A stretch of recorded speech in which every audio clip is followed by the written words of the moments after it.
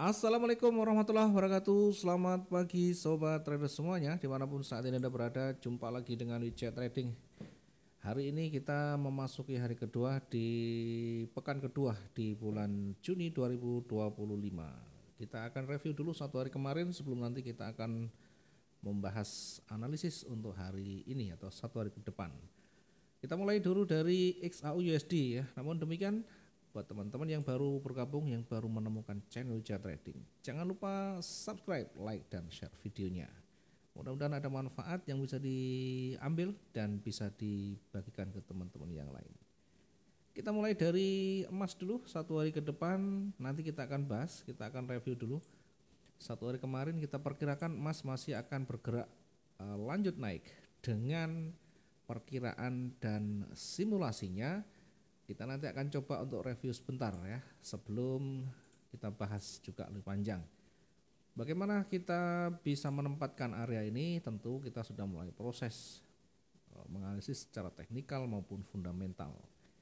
Kita perkirakan masih akan bergerak naik. Di atas ada resisten di kisaran warna kuning, kemudian di bawah ada supportnya di kisaran warna di harga kisaran 3293 dengan tanda highlight warna kuning. Kemudian di paling bawah kita juga menandai area jenuh di 3250 di kondisi jika break dari level supportnya.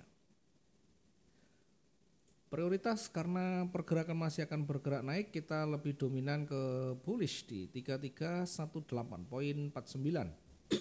Kemudian di target pertama 3331.89 dan target yang kedua di 3344 poin sekian. Nah, kalau kita amati pergerakan memang bergerak naik namun sempat koreksi. Ada beberapa pertanyaan kemarin disampaikan teman-teman ketika sudah tersentuh posisinya ya, karena mungkin ketakutan di situ ada doji, ada merah, apakah ini akan berlanjut turun ya. Kemudian kita sampaikan tentunya dengan analisis kita, dengan riset yang kita lakukan, maka kemungkinan masih akan bergerak naik namun akan koreksi. Nah, kalau kita lihat koreksinya itu juga sama persis dengan yang kita gariskan di satu hari pagi kemarin ya. Sebelum ini bergerak jauh, kita sudah memperkirakan koreksinya akan berada di kisaran di situ. Dan kenyataannya ini betul-betul sampai di situ kemudian memantul kembali ke atas sehingga berakhir dengan tercapainya target ya, kira-kira seperti itu. Kemudian untuk yang lain kita coba di XTI atau minyak ya. Minyak kemarin kita perkirakan juga sama akan bergerak naik. Dan tidak usah diragukan lagi, minyak juga demikian. Pergerakan lebih condong ke atas meskipun sempat koreksi ya. Mungkin ada sebagian yang sudah tersentuh di situ di posisi 63.51, maka yang berlaku adalah risk management di kisaran 30-an ya untuk recovery-nya. Nah, targetnya tentunya harus lebih ya, bisa 1/2, 1/1,5 dan sampai pada akhirnya ke titik target tentunya kalau kita recovery. Di Bitcoin bagaimana? Di cryptocurrency kita perkirakan juga masih bergerak naik seiring dengan kondisi dinamika geopolitik yang masih belum ada titik temu dari perang dagang, juga masih belum ada kesepakatan yang terbaik sehingga masih meragukan, market masih bimbang, maka emas masih menjadi pilihan ya. Nah, ini kalau kita di Bitcoin bagian dari aset lain di luar emas yang juga menjadi pilihan ya. Dan kenyataannya pergerakan masih bergerak naik. Kebetulan tidak ada nyaris setelah bergerak dari area resisten, kemudian tidak ada penolakan yang signifikan sampai pada targetnya. Satu hari kemarin kita full di target untuk di Bitcoin. Sementara untuk euro kemarin kita perkirakan juga akan bergerak naik, namun demikian persis berada di area posisi buy-nya ada koreksi ya. Kita perkirakan sebenarnya koreksinya hanya sampai di kisaran 1.14181, ternyata koreksinya lebih banyak. Tentunya ini berlaku adalah risk management. Di emas kita di euro kita gunakan di angka 100 di kisaran 1.14173 untuk recovery-nya atau batasannya. Nah, tentunya kalau bergerak turun mau pakai sweep mau pakai averaging tetap bisa berakhir dengan profit di pound sterling. Demikian juga di pound sterling ini seirama dengan euro, hampir-hampir sama pergerakannya, sehingga ketika dominan kita bullish, kemudian belum sampai kita exit pada targetnya, kemudian berbalik, sekalipun di awal sudah ada petunjuk di sana, tetap kita pertimbangkan dari sisi batasannya. Di pound sterling kita menempatkan 150-an, yakni berada di kisaran 1.35524 untuk recovery-nya. Nah, kalau kita perkirakan sekitar di sini, maka untuk reward-nya tentunya ini sudah 2 kalinya, bahkan dengan sweep maupun averaging kita pastikan masih bisa mengcover kerugian. Baik, itu yang bisa kita review untuk satu hari kemarin. Mudah-mudahan teman-teman juga bisa mendapatkan potensi-potensinya seperti yang lain dan bisa konsisten dengan profitnya, tentunya harapan kita. Kemudian kita akan melihat lagi bagaimana secara fundamental. Kita lihat secara fundamental, sedikit kita bahas secara fundamental sebagai bagian dari kelengkapan menganalisis kita. Kemudian nanti di teknikalnya kita akan lihat secara langsung di chartnya. Yang pertama dari sisi perang dagang Amerika Serikat dan China, ya, yang berkaitan dengan tarif pajak, tentunya tarif pajak impor. Negosiasi dagang antara Amerika Serikat dan China masih berlanjut atau masih dilanjutkan di London sekarang, ya. Pengurangan ketegangan bisa meredakan tekanan pada inflasi, menurunkan safe haven gold, ya. Jadi hati-hati dari pertemuan-pertemuan seperti ini biasanya akan terkoreksi, emas akan terkoreksi nanti, ya. Namun koreksinya tidak akan jauh-jauh, ya. Kita manfaatkan untuk shortnya nanti, untuk sell-nya sampai pada titik-titik pentingnya. Ya, penting satu hari kita masih bisa mengukurnya. Di sisi lain kenaikan tarif Amerika Serikat, ya, di sana ada baja, ada aluminium hingga 50%, tentu ini mendukung aliran modal ke emas sebagai aset lindungnya. Jadi kenaikan tarif yang tinggi maka menjadikan emas ini menjadi pilihan untuk menjadikan aset nilai lindungnya. Kebijakan The Fed dan data ekonomi Amerika Serikat. Yang kedua, dari data tenaga kerja dan CPI, ya, menjadi penentu utama arah The Fed, ya. Data yang lemah memungkinkan akan dovish mendukung emas, kemudian data kuat justru akan menjadi tekanan. Sementara untuk kemarin NFP dan CPI sedang dihitung investor, tidak ada pergerakan yang signifikan, hanya koreksi, dan data yang lemah akan menjadi katalis pergerakan akan ke atas. Nah, NFP berikutnya nanti kita akan tunggu tentunya. Tidak hanya kita, mungkin sebagian besar orang juga menunggu, karena ya tentunya berkaitan dengan pergerakan-pergerakan emas yang saat ini masih berada di kisaran 3.300-an, ya, masih belum beranjak berada di wilayah konsolidasi di sana.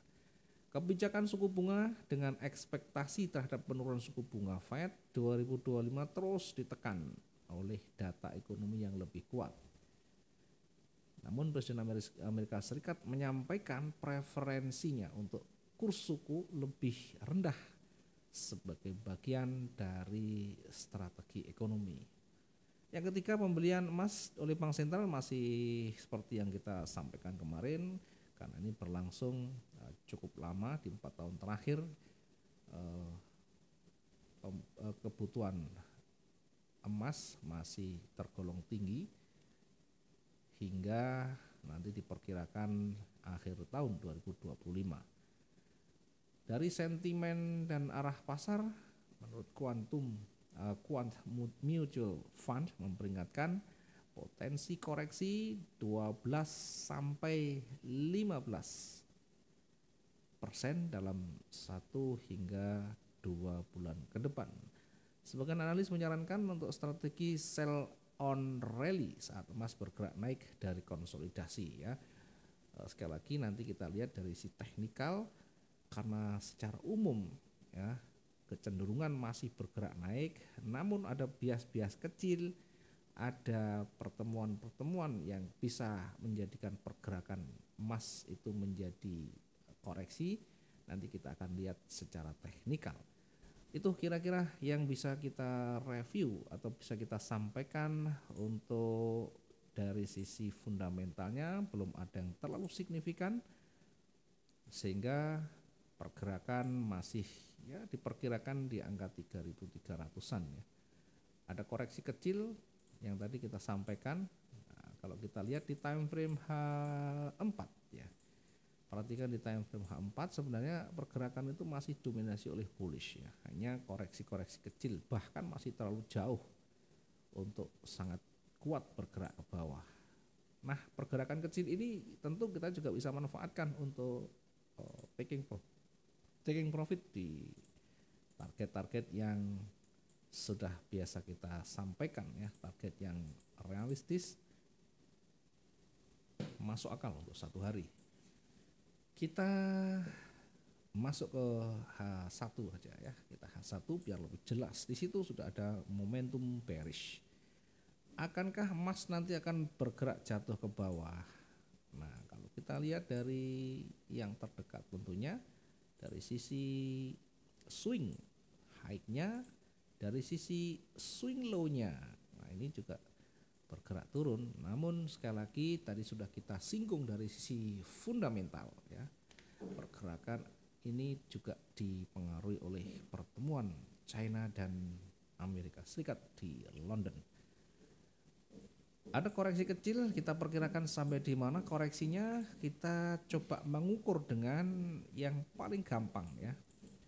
Yang paling gampang kita ukur pergerakannya ya, kira-kira untuk pergerakan turunnya, koreksinya ya. Kita perkirakan di sini di 3274 atau 75, oke lah. 7475 di kisaran highlight warna ungu di sana. Koreksi turun kita perkirakan masih bisa sampai di 3274 atau 75. Kemudian untuk nanti rally ketika nanti ternyata tidak mampu menembus area di sini. Nah, ini kita jadikan dulu sebagai area uji bearishnya. Kita tandai dengan highlight warna orange. Kemudian kita di sini juga menandai area uji bearish. Bearish ya. Oke, kita tandai dulu di sini. Uji dulu bearishnya, jika nanti break maka akan kemungkinan besar sampai pada 3274 atau 75 ini. Sementara untuk pergerakan baliknya ya, ketika nanti tidak mampu menembus area ujinya, maka nanti juga bisa kembali bergerak naik ya. Bergerak naik kita perkirakan berada sampai di 3.400 bahkan ya, tapi untuk hari ini masih terlalu jauh sehingga kita perkirakan hanya sampai di sana. Ya, kita perkirakan hanya sampai di sini di kisaran kira-kira dulu ya. Yang paling realistis di 3376. Oke, di 3376. Jadi pergerakan di antara dua ini nanti adalah pergerakan untuk hari ini. Kita tandai dengan warna merah. Ya, untuk pergerakan di bawah tadi sampai di 3274. Kenapa kita lebih prioritaskan lebih jauh untuk area jenuh di atas? Ya, karena secara umum dari sisi teknikal maupun fundamental ini masih condong ke atas atau bullish. Sementara pergerakan turun hanya koreksi-koreksi kecil. Baik, kita setelah menandai baru kita menempatkan posisinya ya. Kita menempatkan posisinya karena ini masih merah, dan merah juga sudah kelihatannya mulai melemah meskipun belum menjadi akhir ya.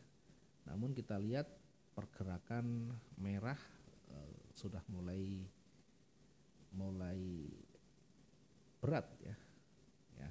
Nanti kita akan lihat di akhir candle, di akhir pergantian candle.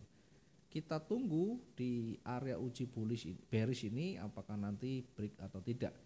Kita sengaja menjadikan ini lebih jauh untuk posisi sell-nya, untuk lebih memastikan bahwa kekuatan bearish itu betul-betul sudah kuat ya, sudah melebihi dari hijau sebelumnya.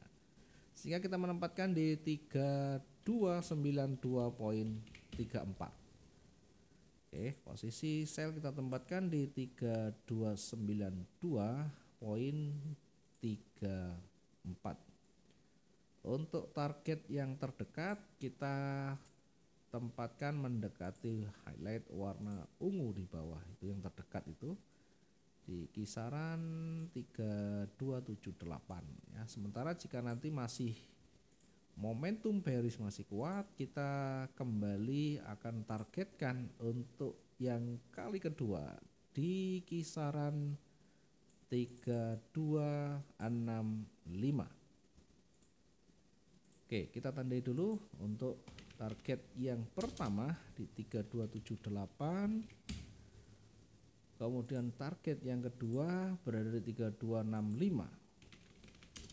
3265.11. Untuk area jenuh tadi, oke, kita lihat karena di 3275 tadi 7475 itu masih cukup dekat dari target, dan kita masih butuh satu target lagi. Nah, kita akan sesuaikan ya untuk range-nya, kita sesuaikan berada di area supportnya di situ ya, di supportnya yang banyak jarum di bawah itu. Nah, di sebelah kiri juga ada support, kita ambil yang banyak disentuh di sana, sehingga yang tadi awalnya kita tempatkan di sini kita akan geser berada di sini untuk area jenuh jualnya atau maksimum pergerakan turunnya. Kita tandai dengan area jenuh jual 3249 poin sekian. Kita geser ke posisi yang di atas. Jadi kalau kita simulasikan pertama dengan garis trennya seperti ini ya, nah, bergerak naik kemudian turun, kemudian kembali retest, kemudian akan bergerak turun.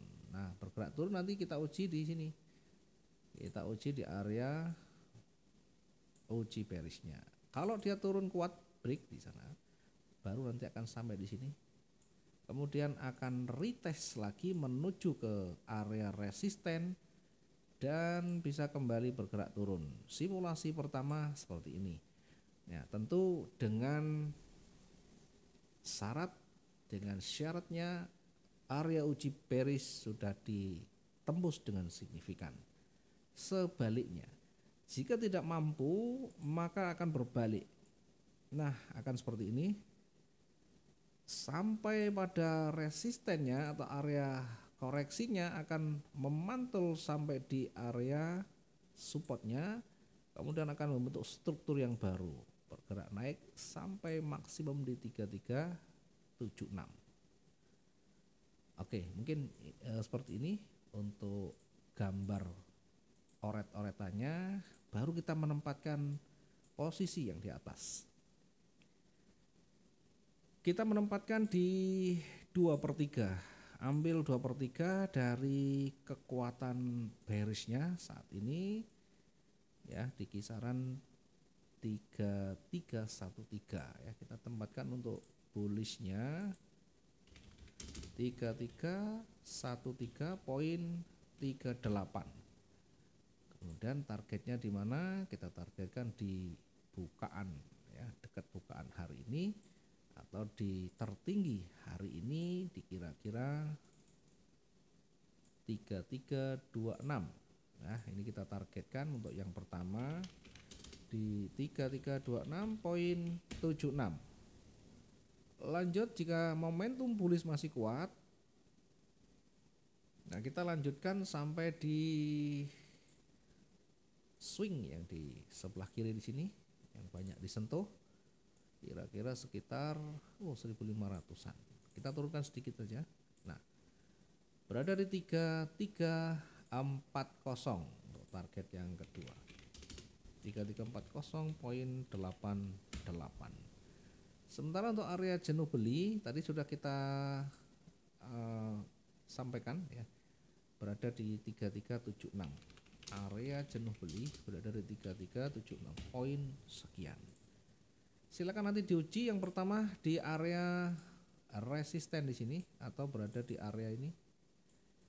Apakah punya kekuatan untuk menembus atau justru akan kembali ditolak di sini. Nah, kalau ditolak bagaimana? Ya tentunya kita lihat bagaimana nanti konfirmasi setelah penolakan itu. Apakah ada kekuatan bearish signifikan atau bahkan momentum kembali. Ya, mudah-mudahan hari ini kita bisa mendapatkan peluang yang maksimum dan bisa konsisten dengan profit kita. Berapapun itu, yang paling penting seberapa mampu kita survive dengan tingkat profit kita masing-masing. Dengan ukuran sesuai dengan proporsinya ya, berdasarkan skill, berdasarkan modal dan berdasarkan pengalaman. Semuanya akan sangat mempengaruhi. Terima kasih semuanya. Mudah-mudahan hari ini juga bisa menjaga psikologinya sehingga sampai tuntas monitor dan terjun di chatnya hari ini bisa berakhir dengan baik. Selamat pagi. Ketemu di esok hari di waktu yang sama. Assalamualaikum warahmatullahi wabarakatuh. Salam profit dua arah.